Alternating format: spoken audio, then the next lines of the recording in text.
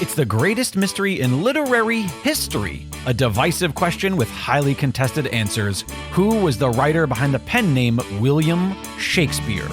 Welcome to Don't Quill the Messenger.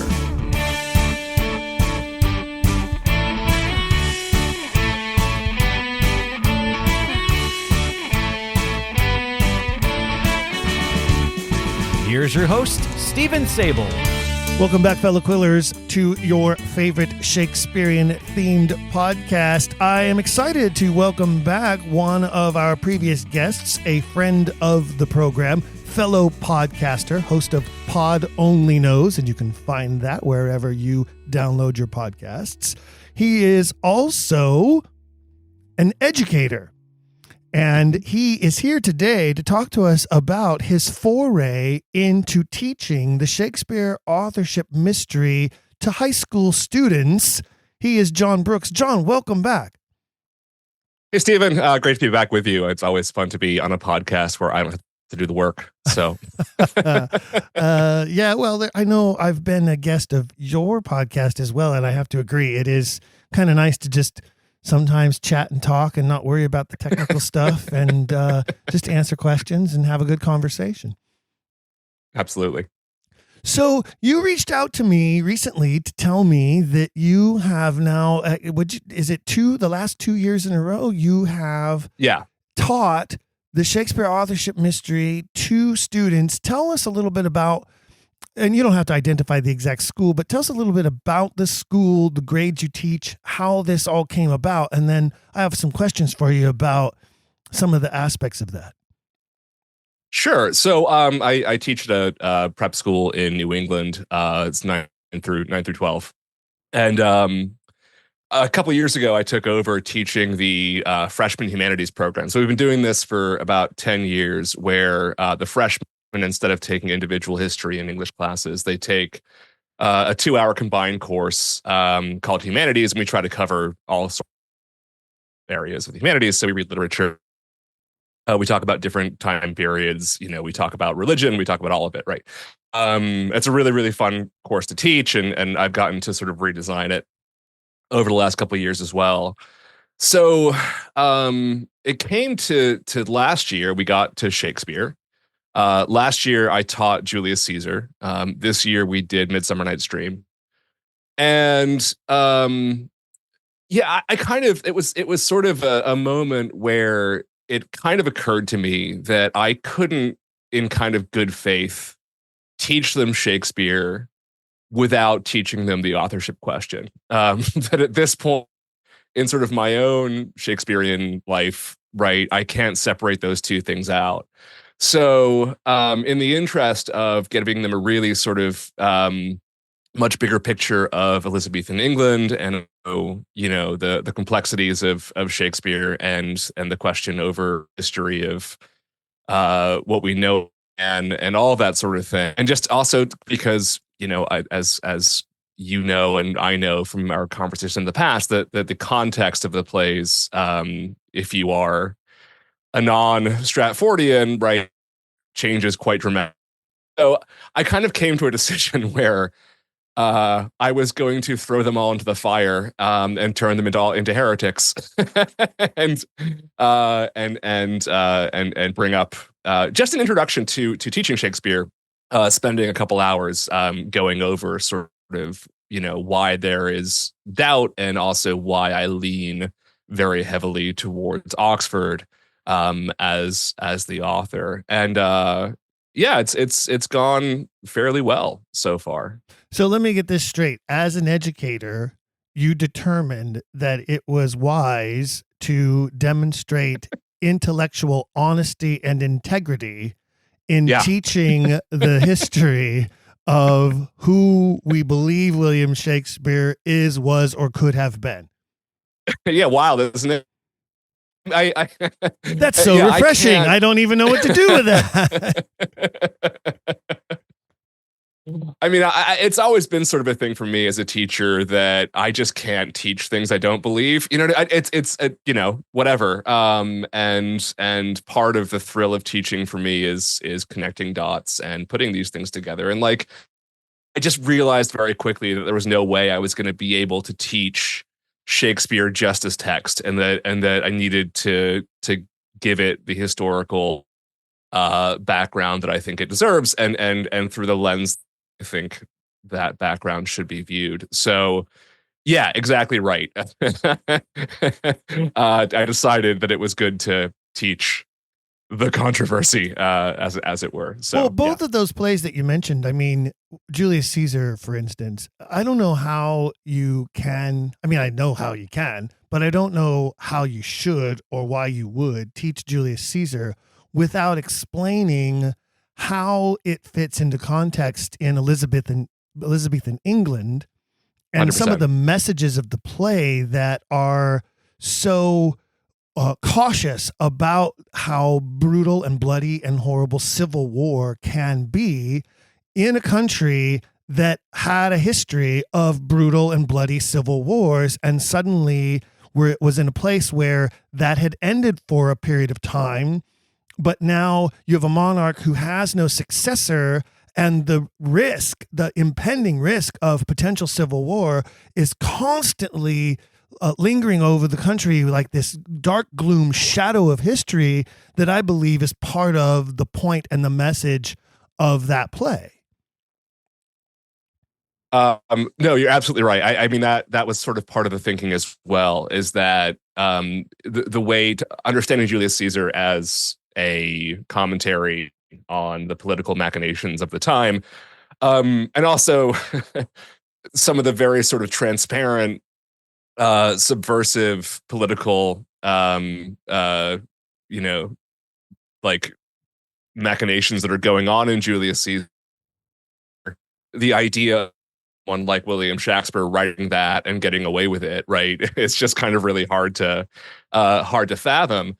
One of my students, halfway through reading Julius Caesar, was like, said out loud in class, like, "Isn't this just a blueprint for treason?" I was like, yeah, it is. And it's that's part of the reason why I just think it's able to imagine, someone outside of intimate knowledge of the court, and of the political intrigue of the time, like writing something like that, and much less getting away with it, like without being put in prison for writing something as subversive of that. You look at the Mark Antony's speech, the Friends, Romans, Countrymen speech, kind of through that lens, and it's just stunning how it is a masterclass in political manipulation, right? And it just is sort of it boggles the mind to think that somebody, a sort of layman, could just come up with that sort of thing. So yeah, it's sort of like I wouldn't feel able to really convincingly teach someone that this play is what it's about without saying, like, clearly someone who wrote this, right, had some insider knowledge to the politics of the time. I always feel like Mark Antony's speech is sort of the author's confession about his own ability to use his plays to whip up the crowd in a propagandic form of trying to convince the populace, the multitudes, as he calls them, right?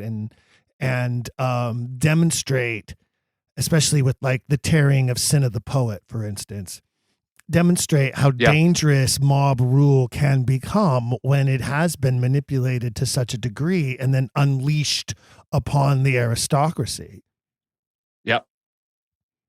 100%. Yeah. On the other side of it, when you talk about A Midsummer Night's Dream, did you teach them about the aspects of that play that are sort of mocking the Duke Alençon and Elizabeth's courtship by this French Catholic and this sort of Protestant stance against her marriage or potential marriage, and the idea that she must have been under some love juice spell to have even considered this French monkey as a potential, this ass, as it were, as a potential husband? That is not necessarily ninth grade. A section of Shakespeare for ninth grade material. However, it's funny that you say that, because what we do talk about is, the way that Elizabeth sort of proxies for Elizabeth show up in Shakespeare's plays a lot, and Titania being the proxy in Midsummer Night's Dream. And so I alluded to a number of like very specific kind of political moments that are being lampooned here without getting into the court history in quite as much detail. That's something that I think you have to reserve for a college level course, right? Where you're getting much more into the figures who surround it. But with Midsummer Night's Dream, I think it's a really useful way of looking at the Ovid and Plutarch, right, sort of elements of Shakespeare, and the connections of metamorphosis to Oxford, and also just like the idea of someone, because what I have them do as part of reading Midsummer Night's Dream is actually to in groups, they're each assigned a different sort of like source material to investigate. So I have one group looking at Plutarch's story of Lysander, et cetera, and like drawing connections between the way that Plutarch cast those characters and the way that they appear in Midsummer Night's Dream, so that they can see that like this is someone with an intimate knowledge, right, of this work, who is borrowing not just names but also allusions to elements of those stories as written by Plutarch, and Pyramus and Thisbe in Ovid and that sort of thing. So I did find that a useful one to draw the connections to the sort of works that someone like De Vere would have access to, but certainly someone like Shakespeare would not. Before I ask you to delve more deeply into the coursework itself, I want you to sort of paint a picture for the listeners of the type of school. I mean, you said it's a prep school in New England, and of course, immediately I see like uniforms with ties and sweater vests, and like Eton. Or maybe I'm imagining sort of a real life Hogwarts where they're separated into houses and that kind of a thing. Like, paint that picture for us and make sure that what I'm imagining isn't exactly what it is, or maybe it is. That kind of school exists in New England for sure. I mean, you have your Phillips Exeters and that sort of thing. Yeah, this is not that. It's a school with a dress code. So, the boys are supposed to wear ties, and the girls have a certain, requirement of what they can wear. We have no logo on our sweater vests, right? That sort of thing doesn't exist. It's about 350-ish students in 4 grades. We have about 30 to 40% international boarding students as well. Really all across the sort of the spectrum in terms of income. So we have a lot of students on financial aid. We have a lot of students who pay full tuition. So it's a pretty broad slice of people. It's not, what you would necessarily call an elite prep school. But it is an alternative school with like small class sizes and the ability to have much more of a kind of like dynamic set of curriculum, which I don't think I could get away with teaching the authorship question in a public school. Maybe, I don't know. I've never asked anybody if they've tried it, but it's the sort of thing where I, as the department chair, can make that decision and nobody can complain. So, well, that was going to be my next question: is how did the administration? How did the administration of the school react to this once you made this decision? Did you run it up the flagpole first, or did you just dive right in and sort of, ask forgiveness, not permission type of a thing? Like, tell me how that all happened the first year. Yeah. So I am the department chair now, which means I'm basically at the top of the flagpole. So I get to make those decisions. Administration, they are very much, I don't think there's a single person in the administration of my school who cares one way or the other who Shakespeare is. And it has never been controversial at all. In fact, whenever I've brought it up with anybody, even my colleagues at any point in my time teaching there, everybody's been very receptive. I mean, I've made a couple of converts within my own department. The other person who's been teaching in my department longest, like, she was very receptive to the idea. I basically talked her into it last year. I had her read Elizabeth Winkler's book, and she's all on board. And yeah, it's interesting, Stephen. Like, it turns out it's actually pretty easy to convince people who don't have any skin in the game of the Oxfordian argument, because a lot of people, I think, for reasons that are somewhat unfortunate, I think the teaching of Shakespeare has become much less commonplace, especially at the high school level. And I think there's a lot of people teaching at both public and private school levels of high school who just like don't have an opinion one way or the other, which, it's a double-edged sword. It's unfortunate that we're not teaching Shakespeare enough, but the other side of it, right, it's an opportunity to sort of rethink, the whole idea of Shakespeare. Yeah, I think you're right. But no, I've not gotten in trouble. And that was the other question I was going to ask you, is about, people down the flagpole. Have you had any colleagues who've sort of looked at you askance or, given you the stink eye? That heretic over there doing this heretical thing, but he's my boss, so I can't say anything about it. I break my heart, for I must hold my tongue, sort of thing. But it sounds like you say, and I think this is true, and I think a lot of us find this to be true, people who don't have a stake tend to have a more open mind. And again, they tend to exercise more rational thought and more intellectual honesty when it comes to the evidence presented. And so they can look at it and go, oh, well, that makes total sense. This makes so much more sense than this other story, this fable, this mythology that's been foisted upon people for hundreds of years.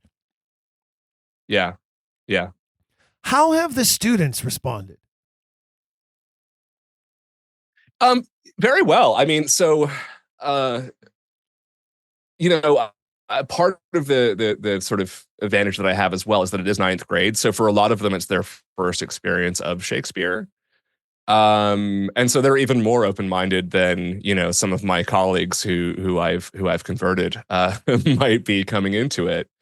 A lot of them report that they find Shakespeare so much more compelling, that they always approached Shakespeare. Like they hear the word Shakespeare and they always have this sense of like a dusty sort of puppet of a character who has no biography. There's nothing to relate to. And so in painting sort of the picture of Oxford and presenting the sort of intrigue of how we came to the conclusion that Shakespeare was the author, it is in and of itself a very Shakespearean tale. And I think that because they then have a kind of core story that they can then relate a lot of the text to, many of them have said that they were really dreading reading Shakespeare, but just having this sort of new way of thinking about it has really kind of opened them up to it, right? And so when we talk about Midsummer Night's Dream and going into some of the history of it, there is a grounding there, right? There's something to connect it to. A couple of them are like, when I give my presentation to kind of start the unit on Shakespeare, like there's a couple who are like pretty bored, but some of them are like very, very, very tuned in. And they always love the idea of a good mystery, right? So like that's something that you can, their ears kind of perk up when I start sort of laying out some of the facts and reasoning like behind why there is this question. So in much the same way that it made me love Shakespeare in a new way when I, came to Oxfordianism, like it really does seem to also be true of like these kids who just feel like Shakespeare is someone they can't relate to because there's no real like biography there. And then suddenly it sort of comes to life. You're making me choke up over here because, you're singing the same tune that I've been preaching for so long. I believe that the greatest way to change the paradigm is with the young people, is in the junior high and high school classrooms. And I believe, as you say, that this story is so compelling and it is Shakespearean in itself. You're right. That's a perfect way to describe it. only he could have written a plot like this. Only, Right. you know, what do we Right. always say? Truth is stranger than fiction, right? And it does. I have always said it humanizes the author in such a way that makes him so much more relatable and makes us appreciate the works at such a different level than we possibly could. And one of the things I always say is you can appreciate, let's just choose an author. One of the ones I like to choose is Poe, because I think that's an extreme example.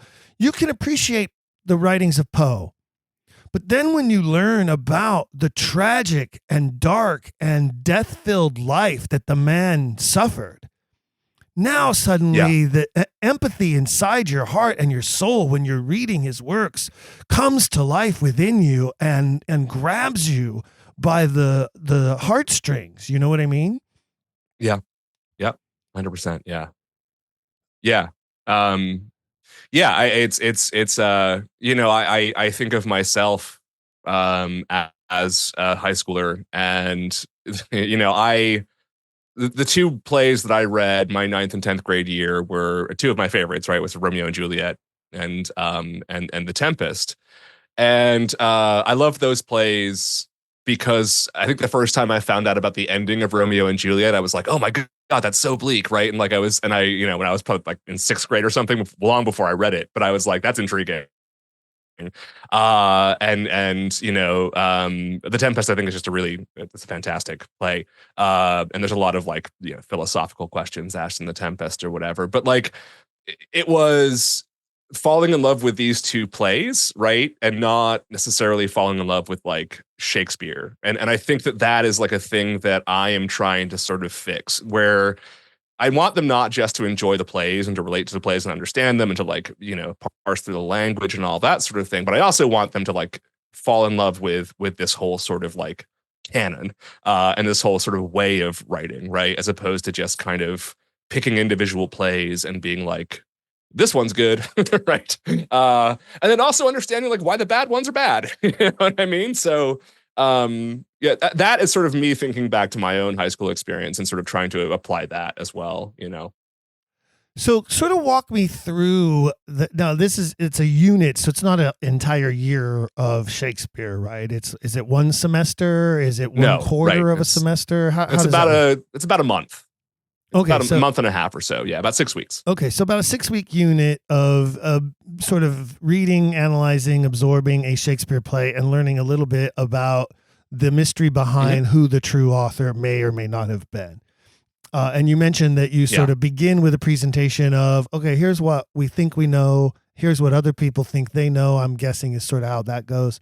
Are you using any books as like in classroom reading or excerpts from books about Oxfordianism, or where are you directing them to find information about Oxford? Like, can you sort of walk me through that a little bit? Yeah. So like, you know, I wish I had time to, if I had a whole year to just do this, for sure I would. We have a cool, you know, online learning platform, right, for all the classes. So you can add a bunch of stuff to the online platform and give them bibliographies. And if they want to learn more, right, I point them towards like videos and lectures and books that might be of interest to them if they want to do further exploration on their own. And I definitely have some very ambitious students who are receptive to that. The way that I start, and the thing that I think is like to sort of crack the shell a little bit, because again, a lot of them are kind of coming into it with a very vague sense of who Shakespeare is. And I start with the basic question of like, I present all of the, you know, I present 6 of the portraits that have at various times been attributed to being Shakespeare, including like the Chandos portrait, right? And I asked the question like, are these the same person? Right? Like, would any reasonable person look at these portraits and say, yeah, that's all the same guy, right? And just sort of like asking them to describe what Shakespeare should look like, right? And like sort of what their image of that is. And so sort of explaining that like even now the Chandos portrait is been, I think, widely debunked as being an authentic portrait. But for a long time, like that was considered to be the only authentic portrait, and I don't think that it is.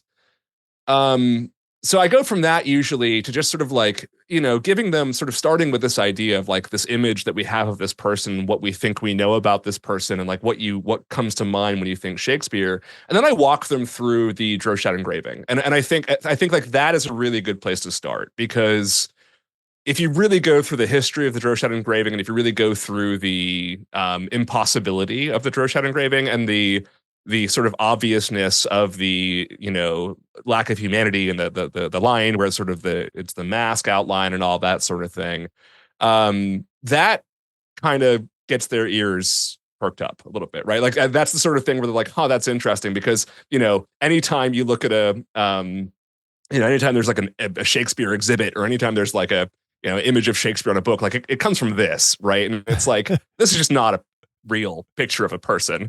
And we talk about all the different ways that the garment doesn't line up, and how he's got two of the same shoulder, and we look at that in detail. And I allow them to kind of investigate it themselves and sort of find out, like, look at where things are wrong. And then we also talk about the sort of like counter argument that the Stratfordians often bring forth, which is like, well, he was just very bad at engraving at the time. And it's like, no. This is not, first of all, there's no evidence to say he was ever this bad. Second of all, for the first folio, you're going to get a master engraver. You're not just going to trust it to some hack. This is very clearly intentional. You don't accidentally make a rear shoulder the other shoulder, right? That's not something you do inadvertently. You have to intentionally do something like that. And that sort of, I think, at least opens up the question of like, okay, what is the purpose of this engraving? And what is it trying to say? And then we talk about Ben Jonson, and they get really intrigued by Ben Jonson. And I think they gravitate towards Ben Jonson as a sort of a trickster, and the dedication that Ben Jonson wrote about the Drochat engraving. And I think that's just a really, like, that's where they start to say, like, okay, there's definitely something to this, right? This is more than meets the eye. So that's sort of where I tend to start. And then, like, last year I showed them the PBS Frontline special, and they were pretty receptive to that. This year I instead showed them Last Will and Testament, which is the documentary that was made along with Anonymous, with Hank Whittemore's in that, and Strip Matters in that, and all that sort of thing. And it's a little less informative, but a little more like intriguing, entertaining, high production values, right? So they kind of jive with that. So that's sort of where we start, and then we kind of just have the conversation, and then read the texts with the assumption that that they were written by Oxford, and sort of talk about where we see that being the case, right?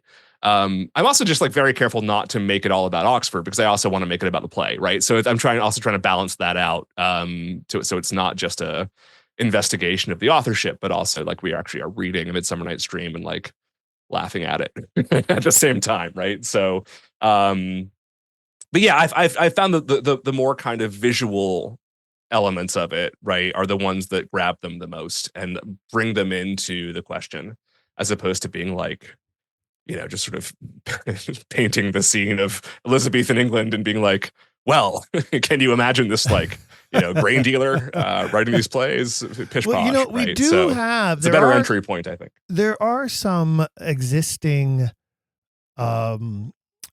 woodcuts that were engraved by Martin Drochat, and that show his ability and his talent for detail and beauty.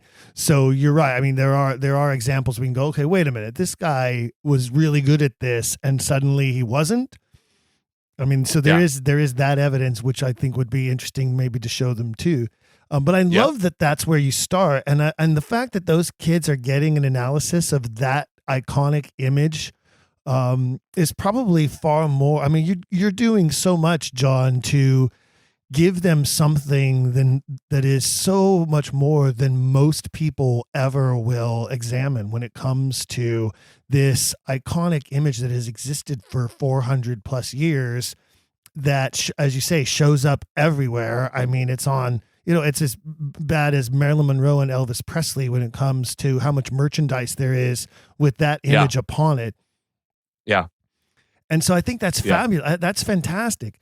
How much history of Edward de Vere do you actually give them, and where do you get that sort? Do you give them like a handout? Do you give them, some excerpts to read or pages to find online? Like, how about that aspect? Because certainly at some point they must go, well, I want to know more about this guy.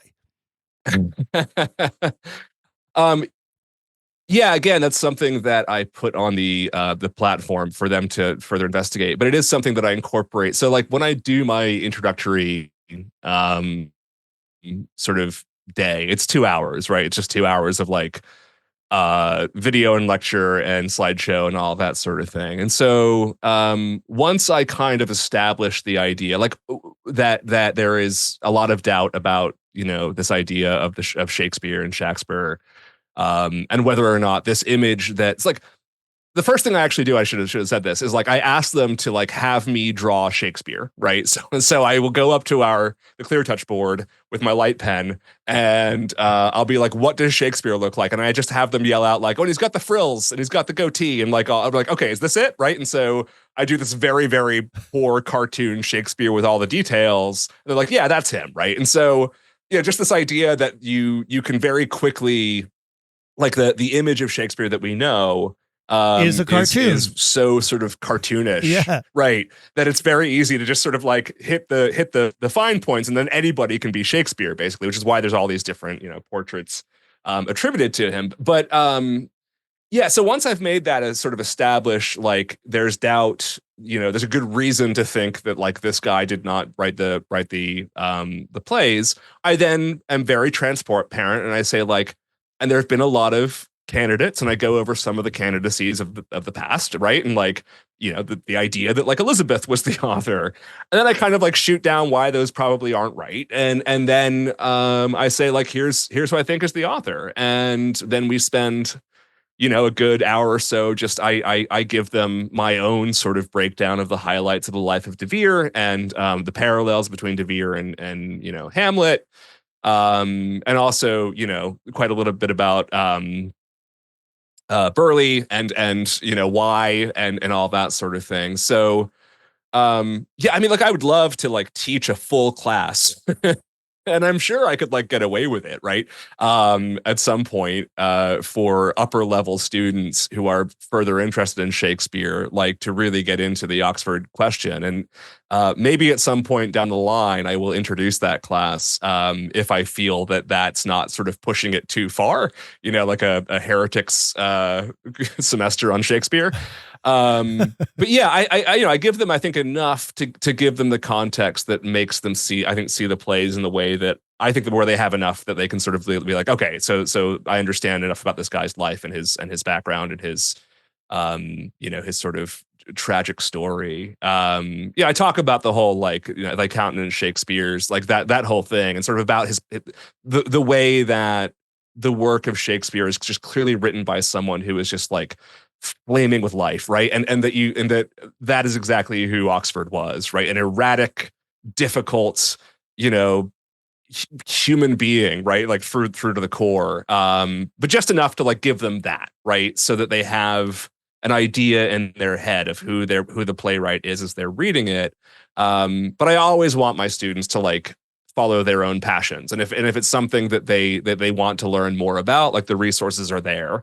And of course they know that I'm always available in office hours to talk all about this for hours on end if they want to. So I'm trying not to make them into forced heretics. In fact, the thing that I do say to them, Stephen, is like at the very beginning of this, I'm like, what I'm about to tell you is going to get your college English teachers very mad at you. So I'm like, I'm apologizing right now because I'm about to turn you all into academic heretics, right? I give them that up front. I'm like, what I'm telling you is like, I'm telling you because I think it's right, and I'm telling you because I think it's going to help you appreciate Shakespeare. And also, if you continue to believe this, you're going to get into a fight with one of your English professors in college. So I apologize in advance. But I think they kind of like the idea of being academic heretics. I think they think it's kind of cool. So, I hope the ones who carry it with them into college will carry it with them and with a kind of a sense of defiance But and you're pride. absolutely right. And Not, and I've been saying that for a long time now. This younger generation is the key because they do want to challenge their professors. They do want to challenge the orthodoxy. They do when you teach them this stuff, especially like young college students right now. If you were teaching at the college level, I think you would find even more reception to this because once they're awakened to this, the first thing they do is they go, "Oh, I was lied to. Oh, those college professors are full of it. And I have to go challenge them now." And there is something about that, rebellious spirit of the youth that they and when you think about it academically, they need to have these avenues to make their own mark on the world. So like brand new architects don't want to build the same exact building that everyone's been building for the last 30, 40 years. Brand new literature professors don't necessarily want to be writing the same books about the same tired old guy from Stratford that have been written for 100 years. And I think that's the key. I think that's the secret, right? The secret to the paradigm shift is right there, is in these new generation of scholars. Once they discover this, are going to make their mark on the world by exploring it further and maybe someday actually prove it, maybe someday actually shift it in the halls of academia because it's their future, not ours, that is going to tell the tale. Absolutely. Yeah. No, I completely agree. And I even tell them, like, if it comes to it, you can have them email me to express their rage at me teaching you these horrific lies about our sacred Shakespeare. But I'm curious. Yeah, I one of the things that I know that there are, I teach about like 40 freshmen per year. And of that 40, I would guess 6 of them, right, probably are like gonna really continue to study Shakespeare in college, right? And really care about it. I will be interested in 5 or 6 years' time, where they go with that and what exactly does happen the first time that they have to confront an English teacher. I'm very curious, but I have a few years to go before I can get the data from this particular experiment. What does the sophomore curriculum look like at your school? Is there any Shakespeare involved? So sophomore year is Macbeth. So I don't teach the sophomores. The teacher who does, like, again, he's in my department. He's very much agnostic about the whole question. And he's more interested in teaching Macbeth, which I think is fine. Because all of the sophomores by now, right? That's why I'm asking. So like they show up the following year. So this year so you started this last year, a year ago, September, correct, basically. So let's say that would have been so September 23. Yeah. So we do Shakespeare in the spring. So it would have been like we end on Midsummer Night's Dream. So we ended on Julius Caesar last year. So it would have been like March of 24, right? When the first time. But yeah, by the time they got to sophomore year, like they'd been through the Shakespeare is not Shakespeare heresy already. And I did talk to a couple of them who took the course, and they said that like they when they read Macbeth, like they are still envisioning Oxford as the author, and that it's hard to say whether or not it made it make more or less sense to them, because again, they are very new to Shakespeare in general, right? But like that they still kind of feel that they can draw those parallels, like in reading Macbeth, which I think is great.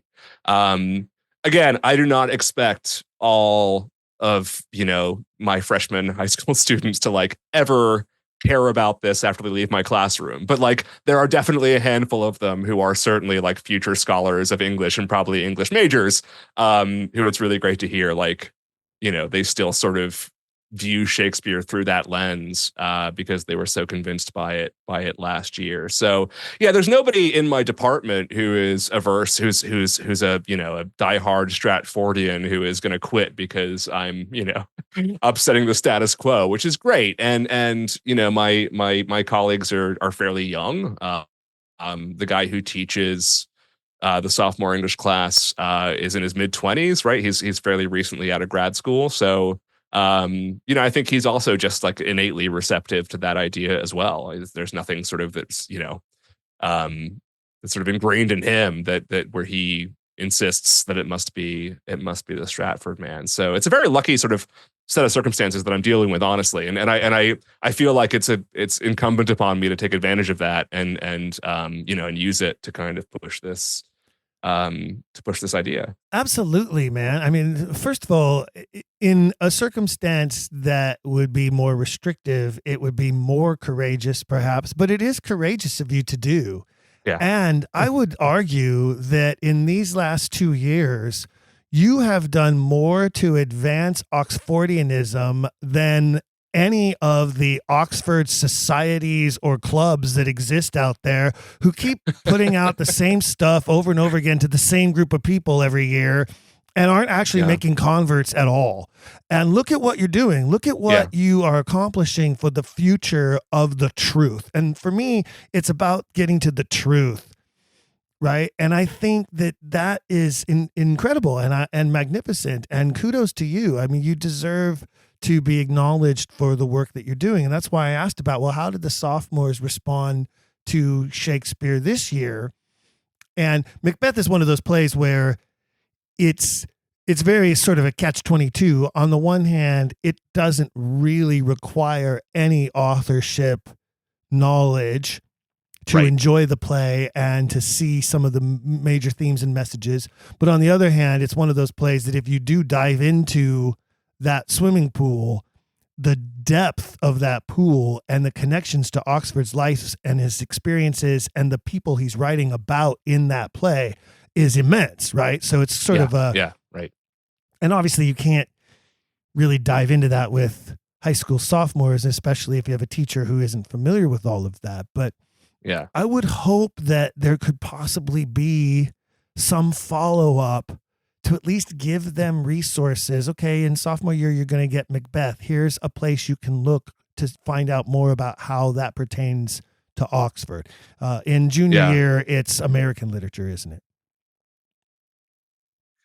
Yeah. So like so junior year in my school is American Lit. So there's no Shakespeare. Yeah, that's pretty junior standard. Year. Right? And they're doing Twain and then O'Neill and Thoreau and Whitman, Hawthorne, and all the hits. And but then so like we also, so what's kind of exciting is that we completely revamped the senior level for next year, which is our first time sort of doing it, where we're offering, instead of like 1 year-long senior literature course, we're giving a whole bunch of different options of 1 trimester courses, of which you have to take 3. So we're doing one, like there's one about dystopian literature, there's one about like film to movie adaptations, all that sort of thing. So again, it's one of those things that I'm hopeful, I alluded to this before, that at some point down the line I might try and kind of engineer a Oxfordian Shakespearean authorship question course that takes on the authorship question head on, and I think also like looks at the other, like the history of the other candidates, like why at some point did people think it was Bacon and why at some point did people think it was Marlowe, and I think that's always like just a fun investigation to like look into those other candidates in the past and like why they've kind of been debunked, and why Oxford remains the sort of most the most solid and hardest to debunk of all the candidates. So Yeah, I have some designs for the future. We'll see what happens. I've got my gears turning as a department head now. So there's a lot of tradition we for shall see. teaching Hamlet to high school seniors, and Yes. the obvious connotation there. Everyone on either side of it says Hamlet is the most autobiographical of the plays, especially from an Oxfordian perspective. And I could see teaching Hamlet from an Oxfordian perspective, you accomplish both. You're teaching them the greatest work of dramatic literature ever written, and at the same time tying it back to the man whose life it is specifically about and mirrors in so many ways that it's undeniable. Right. That's the direction I think if I were a high school English teacher at the senior level is where I would go with it, because then you're sort of, knocking off two birds with one rock.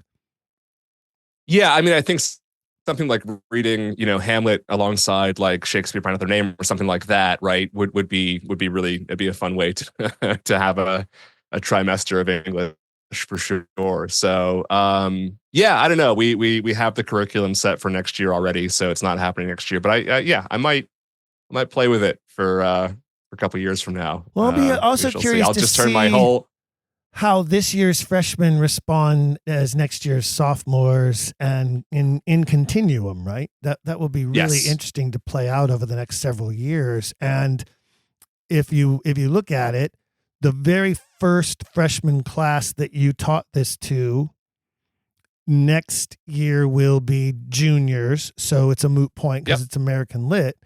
But then the following year, if you offer something to them that is a follow-up as seniors, I think you put the dot on the exclamation point in a way that guarantees when they go into college, they're going to be challenging professors at every level. Yeah, and I feel like if I do that course, that I'll have it will probably be of the 7 to 12 kids who like would be on that trajectory. So it would be a lot of fun because I think there'd be a lot of kids who are really invested in it. So we'll see. It's 1 year at a time right now, but it certainly is something that I'm heavily considering doing. And to your earlier point, like I wish we could get more high school English teachers sort of on board, because I think you're right. I mean, I'm not to like, I just happen to be in this position where I have this sort of perfect entry point, and I'm kind of getting them before they are indoctrinated into something else, right?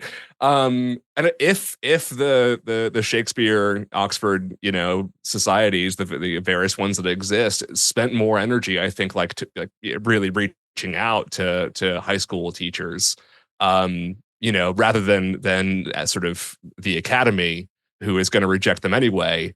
With a few, obviously examples of the contrary. Like I think that there's a much better opening there, right? To just start the process of like really rethinking the way that we think about Shakespeare. So I don't know how that's done, and I'm not in charge of those things, but it's certainly in my experience, like that seems like a much better use of time, as you allude to, right? Than the 95th paper on right, on the same evidence as to why why Oxford was Shakespeare. Yeah, they're all great. The 95th paper on the same topic that the previous 94 writers are going to claim you don't know what you're talking about because they did it first, and how dare you try to steal their thunder.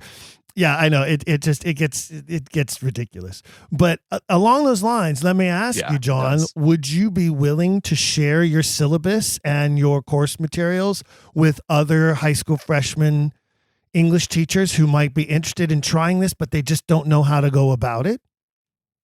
Oh, absolutely. Yeah. I mean, if any of them are listening right now, like for sure. I mean, email me. I'll be happy to sort of go over the kinds of things that I introduce, and like what I found works. Sure. Yeah, I have, I got slideshows and bibliographies and all of that good stuff. So I'm always happy to, if anybody else wants to go against the grain or in a position where they are in charge of their own department and so don't have to answer to anybody. yeah, no, if anybody's interested in trying that or doing that, I of course would be more than happy to share my ideas. All right, so there you hear it, fellow Quillers. If you are an educator or you know an educator who might be interested in If you know including one. this Yeah. in their curriculum, reach out. Go ahead and email me, and I'll pass it on to John so John doesn't have to put out his personal email out there. Email me, send your email to contact@don'tquillthepodcast.com. Contact@don'tquillthepodcast.com. I will pass your request to John and make sure that you get examples and copies of what he's doing and how he's using it and how he's teaching it. You heard him say it's basically like a 6-week portion of his course. And that's in one of 3 trimesters. You said you're on a trimester system. Yes. Yeah. That leads me to ask, so a trimester system that generally is associated with Christian schools. Is your school a Christian school? Sort of. And it has really nothing to do with that fact. So it is a Catholic school in the sort of strictest sense. It is not a parochial school. So it was founded by a Catholic group called the Marians. So like, certainly a lot of the kids will get sort of financial aid from their own Catholic parishes and that sort of thing. And we have a chapel and everything else. But I mean, the vast majority of our students are like not Catholic. We have a mix of like Jews and atheists and Muslims and everything sort of in between. So it's a very kind of, we like, for instance, like we respect pronouns, right? And like have DEI. So it's that kind of school. If that sort of clears it up. But the reason that we have trimesters is all about COVID. When COVID happened, we just found it was easier to arrange our schedule and our grading schedule around trimesters for in the case that we would have to leave school for an extended period of time at any point. And just sort of in terms of scheduling out, final exams and grades and all that sort of thing, trimesters just made it easier. And it's also just more flexible with classes because you can have more classes if you have trimesters than if you have semesters. Because if you have a 1 trimester class, you can have 3 of them, right, in the course of a year. So it's some challenges in terms of like the amount that you can do and all that sort of thing. But the scope of what you can do is much more flexible with trimesters. So no, I like it. I mean, I've taught at Catholic schools and I like the trimester system. It's like 9 to 10 weeks per trimester. And I think it's a good size for a course. And you're right. And then you can break it into 3 segments and that's always helpful. Or like you say, offer one class for this one, especially when it comes to electives. Like for me, when it was, when I was teaching drama to students, sometimes, you could break up a 1-year-long drama class into 3 portions that included history and fundamentals, practice and practicum, and then performance, type of a thing progressively. Yeah. But the reason I asked mainly was because if it opens the door to be able to share with students how much and how many references there are in Shakespeare to biblical passages, and you can tie in the reliance of the work on the Geneva Bible, right, and share Oxford's Geneva Bible. Tip of the hat to Roger Strittmatter there, and really touch on that aspect without fearing some sort of administrative, like, well, you're talking about the Bible too much in class. Yeah. No God and Bible in school. Get out of here, type of a thing. Yeah. So like one of the things that I do touch on very briefly is the way that, some of the underlined passages from Oxford's own Geneva Bible, like make it into Shakespeare. We do have enough students who are, they've been through like CCD. Their biblical literacy is enough so that they understand the sort of like broad strokes of the of the references. And yes, I'm not going to get into trouble for like bringing up the Bible in my school, which is a nice, that's probably more. I don't even know if like even if in a public school, if you were to reference the fact that Shakespeare has quotes from the Geneva Bible, yeah, I think that you get away with that. But who knows? Who knows these days? It's a very, gray area with a lot of places now. It gets really weird that you can't even reference the Bible as literature in some cases. So at least, you have that freedom. You don't have to worry about like somebody's going to come down on you because you happen to suggest that whoever wrote Shakespeare obviously knew his Bible and knew it well at a time in history when everyone at that level knew their Bible and knew it well, meaning that only somebody at that level could have written that much Bible into the works of Shakespeare, and certainly some country bumpkin who probably didn't even own a Bible would not have been able to do. Right. Yeah. Yeah. Well, that's incredible, John. I'm just so I'm just in awe of you. I'm so thrilled that you are doing this. I wish there were, tens of thousands more like you who were doing this, because that would literally change the world. And, as I always say, converting the world one skeptic at a time, and you're doing it 40 at a time. And that's incredible. That's really fantastic. And it's going to pay off. It will. It's going to return. And you probably will get some calls from some of your local colleges. What are you teaching those kids over there, you crazy person? I hope it doesn't mean that certain colleges and universities will catch on that that's what's going on. And then when applicants from your school come across the admissions desk, they're like, oh, no, we don't want those Shakespeare heretics here. Send them to some other school. I hope that doesn't happen. I don't think so. I don't think that's the sort of thing you find out until someone's actually in an English course, unless they make their college essay about like why I'm an Oxfordian. I don't think that's going to happen. So yeah, I don't think so. No, I mean, there really has not been any blowback so far. I'm still waiting for that one really nerdy parent who's like very into Stratford to like get mad at me, but it hasn't happened so far, and I really just don't think it's going to, right? And I think that it is the people who care about this who are the ones that care about this, and like that is to say, like the maintaining the sort of Stratfordian myth, and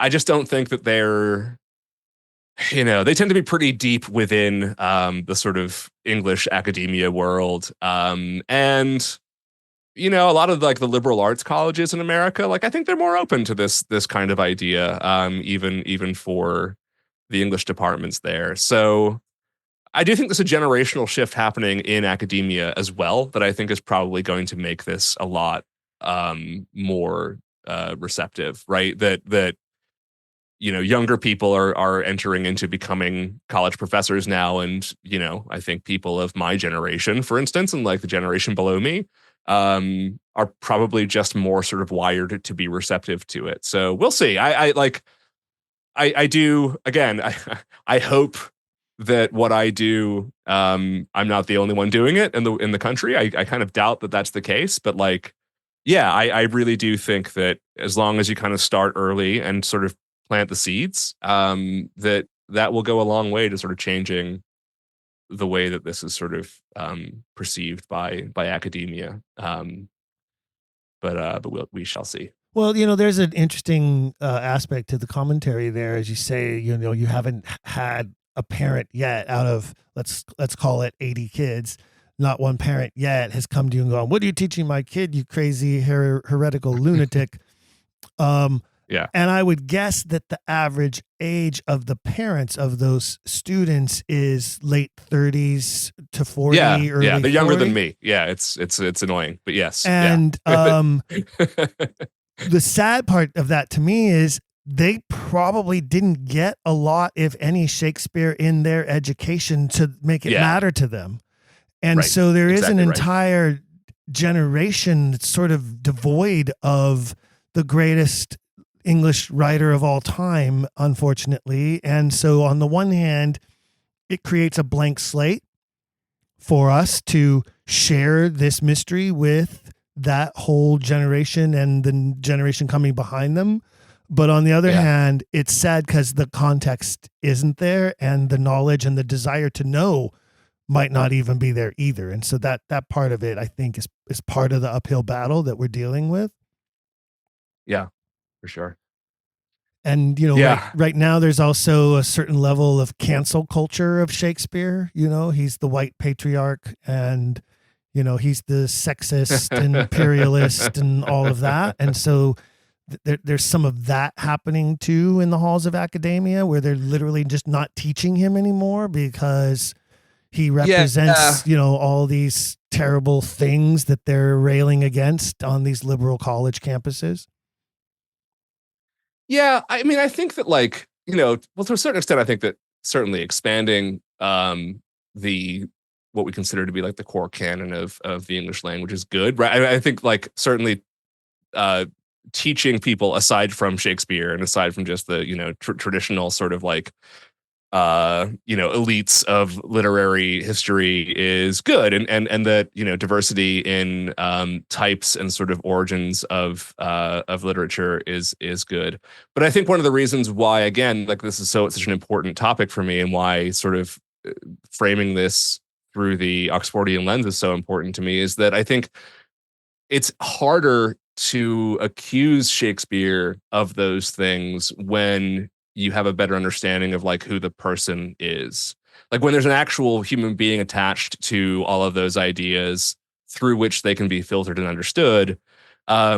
Whereas if you just have this, like, fairly standoffish grain dealer who just miraculously produced all this work, and there's nothing really behind it aside from the words themselves, I think it's much easier to write off Shakespeare and to look at the sexism of Shakespeare and the the racial and anti-Semitic elements of Shakespeare, and just sort of be like, well, they're bad, and there's nothing about this person that matters as to why they're bad, right? So if you have a person there who is a complex and erratic figure, but who is deeply human, then I think it makes it much easier to, like, re-embrace Shakespeare in all his complexities, right? It's easy to sort of say, like, screw Shakespeare because it's all just sort of, this old dusty white guy. When it's no longer an old dusty white guy, it's harder to do that, right? And I think that's why it's so, like, important to kind of resurrect Oxford in this in the way that it's taught, just to protect it from that very sort of accusation. I absolutely right? Which I think agree. would be a fair accusation if it is just this random dude, right? No, I absolutely agree. And I believe that, you see Stratfordians who accuse Oxfordians of being elitists because Oxford is a member of the aristocracy. But when you look at Oxford as a member of the aristocracy, you see all of the worst parts of the aristocracy come down upon him. I mean, the amount of suffering this guy went through in his life because he was a member of the aristocracy and didn't quite fit into the mold that he was expected to fit into, especially being an artist and that being his passion. I think that opens the door for, especially for me as an artist, to say, okay, artists have been persecuted over the ages so often and in so many ways and at so many levels. And he's just another one of those examples where, because of his art and his passion for his art and the way that he devoted and committed himself to it, it cost him dearly throughout his entire life. Dearly. Yeah. Yeah. And that shows through the work, right? Like, that's what comes out in the work to me. I've probably said something along these lines before, but to me, there's nothing more elitist than the idea that the only way someone can be a genius is through, like, divine miracle, right? And the Stratfordian argument is the epitome of elitism. It is the idea that someone is just born this way, and some people are not born this way. And the reality is that, like, yes, whoever wrote Shakespeare is a genius, but that genius was the product of an enormous amount of work and study and dedication and practice and, personal tragedy and all that sort of thing. Like, elitism to me is when you say that, no, you either got it or you don't got it, and that's how we explain Stratford. That's elitism, right? That is not, like, I don't know how else to describe it. Right? It is, that to me is entirely elitist, and it's a joke to me that you could say the opposite, right? And make that accusation of elitism to And I think Oxfordians. another angle of it too that's very important, and you hear people say this, and a lot of great writers have pointed this out.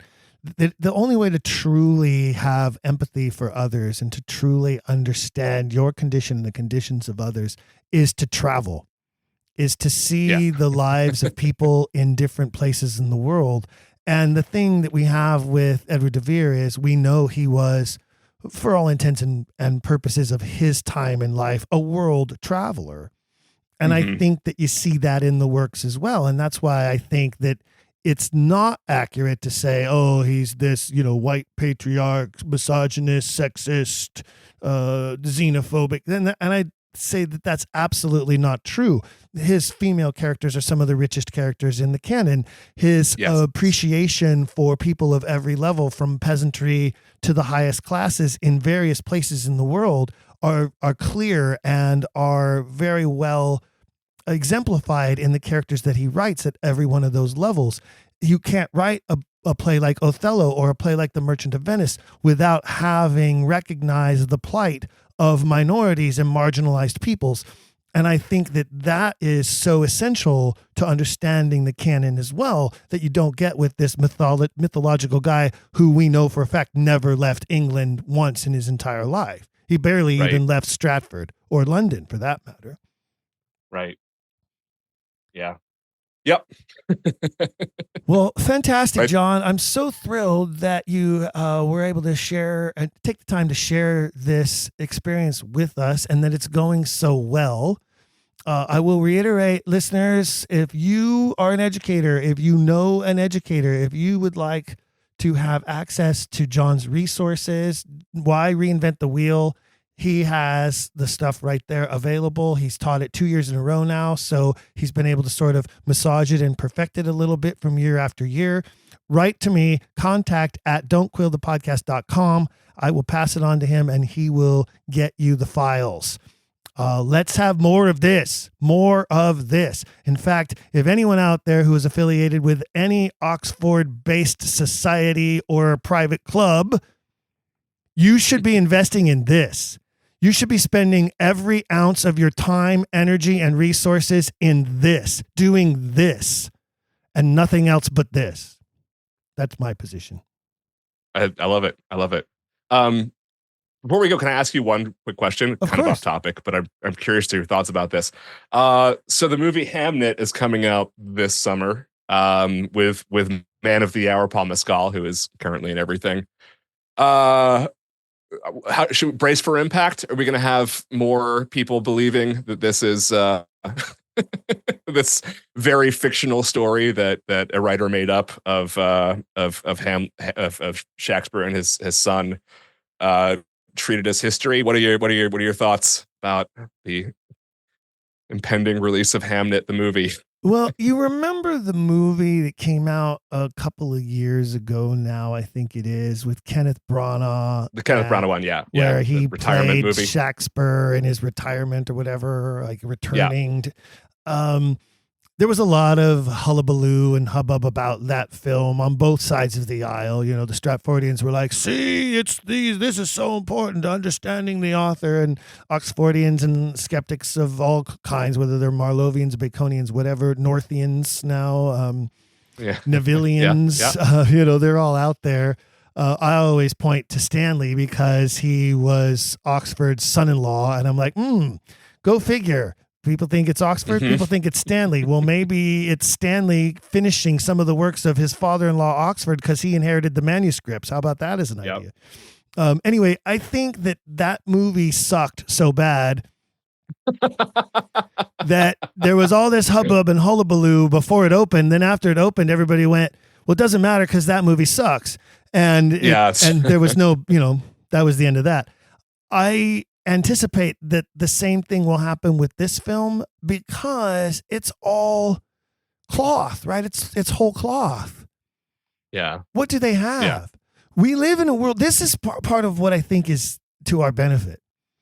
We live in a world where all the world's information is at our fingertips. And I'm sure this is true about you. It's true about me. It's true about probably every single person listening. We have all been in a situation where we were watching something on TV or we saw a movie on the big screen and we pulled out our phones and dug deeper.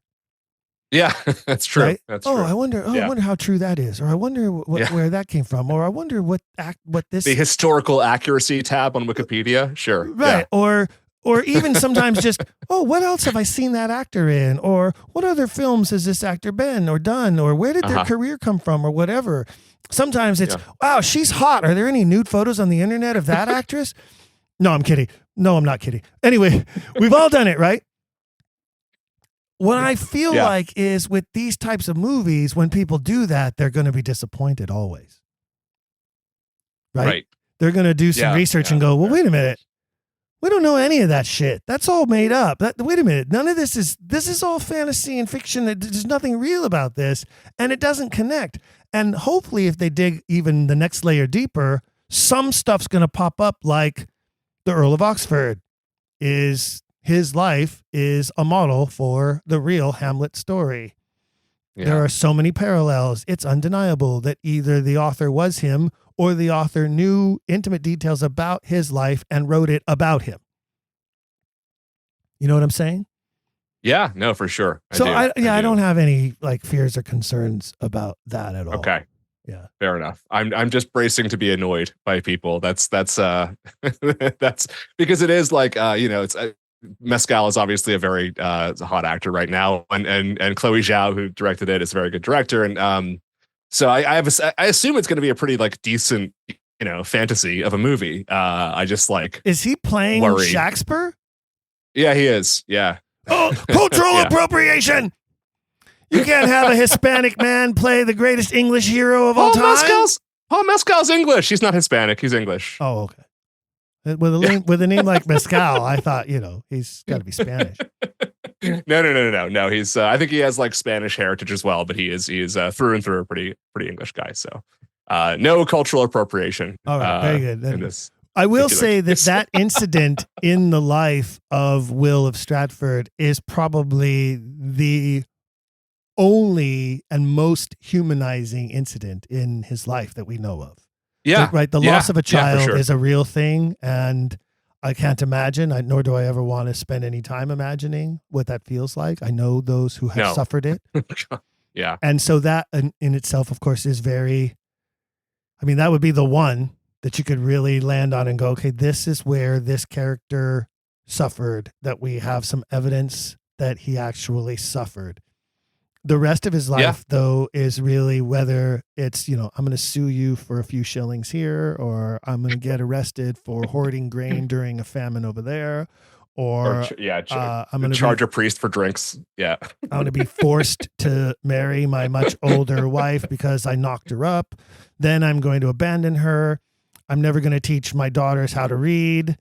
I'm going to leave my wife hardly anything in my will, just enough so that she can't contest it and say that I claim that I forgot her altogether. The guy's he's scum of the earth. The real Shakespeare of Stratford is pretty much scum of the earth. Yeah, for sure. And before, by the way, just real quick, before I get burned at the stake, Paul Mescal is Irish. Oh, my bad. Shame on As an English person, I shouldn't make that mistake. Paul Mescal is Irish, not English, but also not Hispanic. Then so who's laughing from his grave about that? Then is George Bernard Shaw. Yeah. Right, Shaw notoriously had that love-hate relationship with Shakespeare, and wherever Shaw's soul is, he's cackling that an Irishman is going to get to play Shakespeare in a film. There you go. So maybe it is cultural appropriation. Who knows? Yeah, maybe does that count? I don't know if that counts. Anyways, yeah. I'm interested in. Thanks for sharing your thoughts on Hamnet, and we'll see how successful it is. Whether it's going to be the next Shakespeare in Love, or if it's going to be the next whatever that movie with Kenneth Branagh is called that I've forgotten the name. Yeah, of right. See, there you go. Yeah. Right? Because did you see it? No, I have no interest in seeing it at all whatsoever. Neither did anybody else. That's why nobody's talked about it since. All right. Yes. The downside, I would say, just to wrap up that aspect of the conversation, John, especially following my most previous episode where I had the pleasure of talking with Tim Bogart about his new film. Yeah. The downside of that is it is a film that will land in what will be considered the Shakespeare realm, even though it has nothing to do with a Shakespeare play or is not based on a Shakespeare play of any kind. Yeah. And when it bombs, as I'm sure it probably will, it's going to make it harder then for other filmmakers to make films that are Shakespearean in nature. That's the part of it that would bother me. That's the part that I would say is the saddest part of it. Yeah. It's probably true. Right. Hollywood's all about cash and box office receipts. And I get it. It's it's capitalism at its best, but it does mean that better projects will have a harder time finding the green light based on something like this. Yep, that's fair. Yeah. So, well, thank you again. I appreciate you taking the time and keep on with the fight, my friend. I can't wait to hear regular updates on how it goes with future classes. And as these freshmen grow into sophomores, juniors, seniors, and then college freshmen, I can't wait to see the wave that you have created. You have dropped a stone in the pond, and we have not yet seen how far the wave will go. That's a nice way to think of it. Yeah. Thanks. Absolutely, brother. Absolutely. And that's all we can hope to be. All of us fellow quillers, Yeah. that's all we can hope to be is the pond, is the stone that drops in the pond and creates a ripple effect. And let's hope that ripple effect continues like the universe has grown. It's incredible what John is doing. So exciting for future super sleuths into this great mystery. Who knows what discoveries the next generation of scholars and researchers will make toward revealing the truth. I'm just buzzing with energy after this episode. Thank you for sharing with us, John, and thank you for what you are doing to advance the cause. And one last time, Quiller Nation, if you want access to John's curriculum materials, just shoot me an email and we'll make sure that you get that.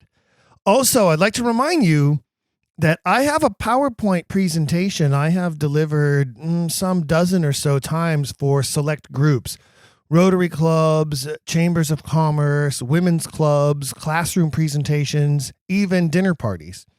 It's sort of an authorship 101 course of about 45 minutes or so. It can be tailored to a 20-minute lunch and learn or expanded into a full 90-minute presentation if necessary.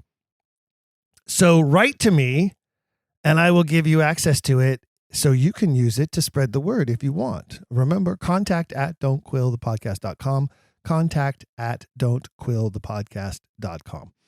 If you're a member of a service club, a reading circle, a volunteer organization, or you have the ability to put yourself in front of any small or large group, consider delivering a package-made presentation on the authorship mystery and open up some minds. I always find it fun and engaging. It is always well received, even by skeptics, and certainly makes for great conversation. If you have a local library that is looking for programming, go offer yourself. Say, hey, I'd like to offer a presentation on this on a Saturday afternoon as part of your regular spring class or summer class lineup or programming options. Lots of libraries are looking for presenters and people to provide programming. Go talk to your librarian or your program director at your library, and I have it ready for you. And I can even easily provide instructions on how to adjust it accordingly to the audience of your choice. And now, it's that time, fellow Quillers, to thank you all for everything you do to advance this cause.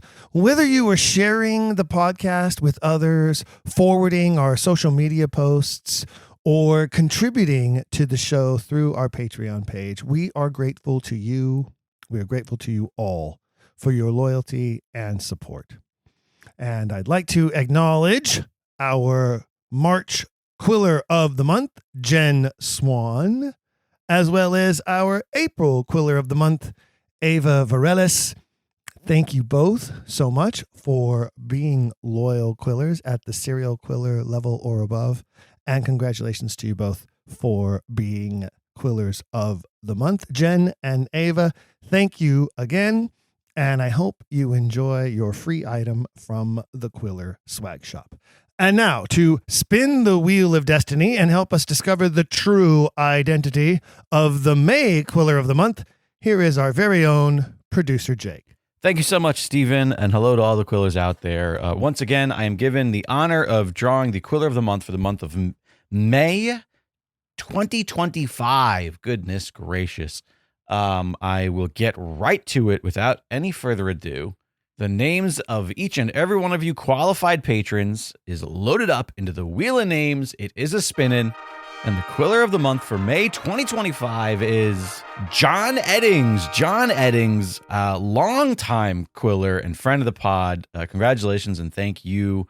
And thanks to each and every one of you for your continued support of the program. We absolutely could not, would not, should not do this program without you. And keep your eye out on your emails. Thanks so much. Thank you again, Jake, as well, for all you do to keep this show on the air, so to speak.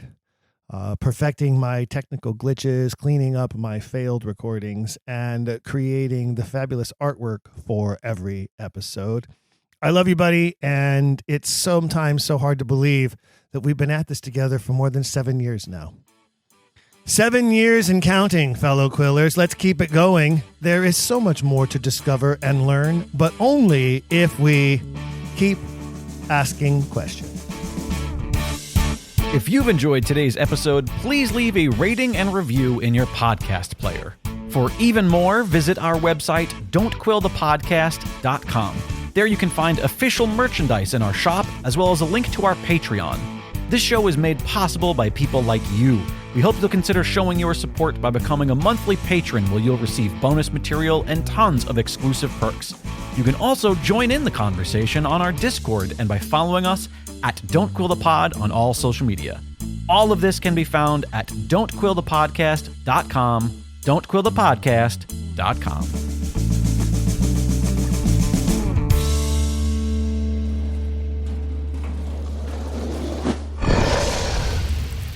It's Dragon Wagon.